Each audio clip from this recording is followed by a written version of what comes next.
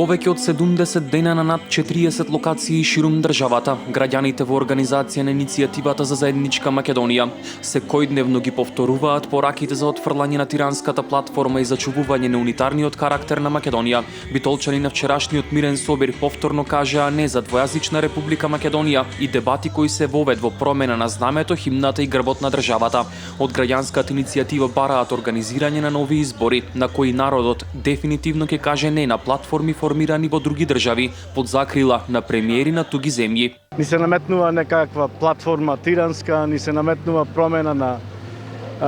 уставното уредување на Република Македонија, ни се наметнува промена на знаме, на химна, на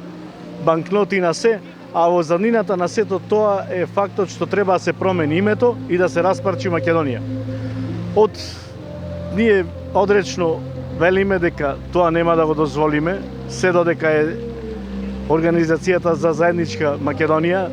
Тоа е сплот од 250 до 300.000 луѓе кои секојдневно 71 ден се по улиците на македонските градови и села,